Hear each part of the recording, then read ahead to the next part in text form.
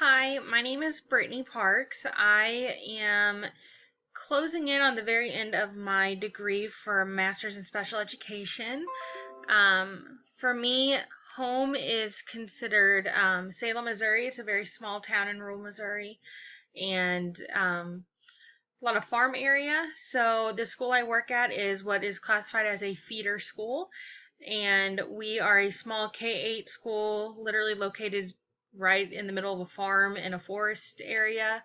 So our kids are in a low socioeconomic area that I get to work with. My education right now, I have a bachelor's in elementary ed and my K-12 mild to moderate disability certification. And then I've taken my knowledge and I've been able to work at three different schools. I started out in another rural school where I taught for 2 years for fifth and sixth grade writing and social studies in the general education setting. And then I did a third grade, my third year I was in third grade for self-contained in the general education setting. And then I popped to the school I'm at now, which is located here in Salem.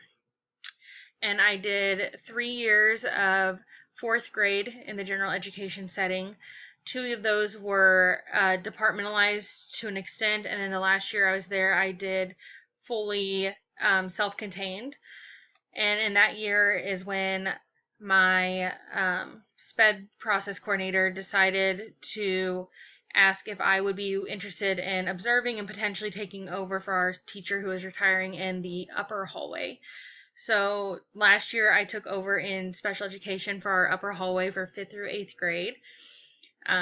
I did ask that if I wasn't sure about it after my first year, if I'd be able to go back to general education, but I fell in love with the kids that I've already worked with. All the kids that were there I'd already taught, so it was really nice to be able to make connections with a few I hadn't, but for the most part, reconnect with kids I had already taught.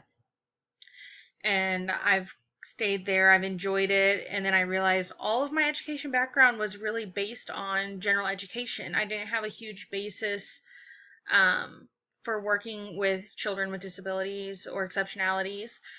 Everything in my training was geared towards general education students, your typically developing students. So I talked to my boss, who also technically is family. She and I share a nephew, so she's like, I really encourage you, if you are thinking about it, go back for your master's. So after 6.5, 7 years out of college, I said I'd go back and learn more so I can advocate better for my students. Most of my interactions up until taking over in the special education setting was that I had some students, mainly resource. I'd worked with a few more severe disabilities through through the school, but they always had a one-on-one para. So there wasn't a huge teaching in that aspect. I would see them, I would accommodate what I could, I would include them in activities, but I didn't know the planning that went into it or the best way to help them in any sort of social or behavioral moments, other than just learning as it came about or if I asked questions. And then I had some prior experience working with some students with disabilities through my local church and the different aspects that I volunteer at. But as far as in the educational setting, besides the beginning of year IEP meetings that I'd go to, and they'd say, hey, you have a few students with IEPs, they're resource kiddos, or they have core instruction with me, and so they'll be in with you for a little bit of time, for a few hours. I didn't have a broad knowledge of it. So I was excited to learn more about the different categories and that you can qualify for, and then learn how best to accommodate what is a great way to include them. How can I do better on my part to make school a great place for them to learn? And that's really what I aspire to do even further, is broaden my knowledge to make sure that my classroom is set up to handle multiple disabilities and to work with students who otherwise may not get that journey in education where they enjoy school, where they feel safe, where they feel comfortable, to make my room a very sensory oriented room so that they find an area where they do feel safe, where they feel like they can learn and not have any sort of stigma added to that. But also to be able to teach others is my main goal, to show them, just because you learn different doesn't mean that you shouldn't be a part of your class or to be a part of any sort of activity. And coming from a very small school, a lot of people and teachers, from what I've seen, we do have that issue. We run into, well, they have an IEP, so they're your student, not mine or ours.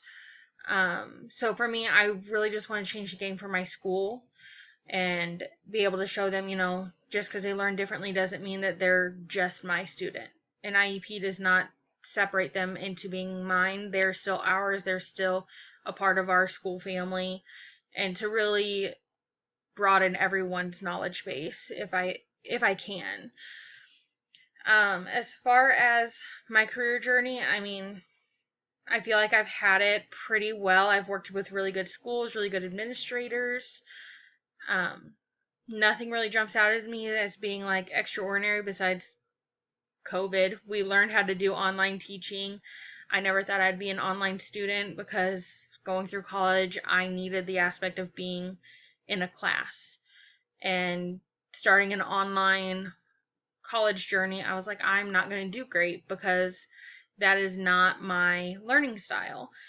I've come to love it, and I think it's because I worked through COVID. I learned how to be online and learn and teach that way out of necessity, that has really been comfortable for me to have to switch over to that in a personal manner.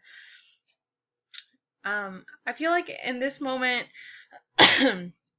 I'm pretty boring just because everything I'm doing is focused on, my college classes. If it's not work, it's completing coursework.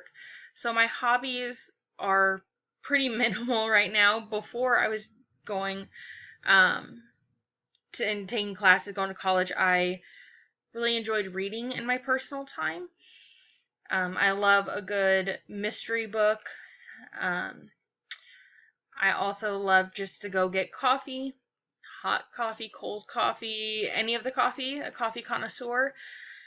But as far as within my family and uniqueness, just relative to me, I have an older brother and a younger sister, and out of us 3 kids, for some reason I am the only kid in my family who decided to go by their first name. My brother and my sister both go by their middle name because my mom didn't want names shortened. And then we have the privilege of my dad was full-blooded Native American, so we have some of that heritage where we've reconnected with his biological family, and I've been able to bring that into the classroom when we start talking about different culture. When I was teaching in gen ed, and been able to like video chat and bring family in to talk about, this is how we differ from other schools and other areas, and how we're traditions in your area may be different than ours. And it's been a really fun aspect to show that about myself to not only my students but coworkers. But for the most part, that's about me in a nutshell, and I hope to enjoy this class and learn as much as I can.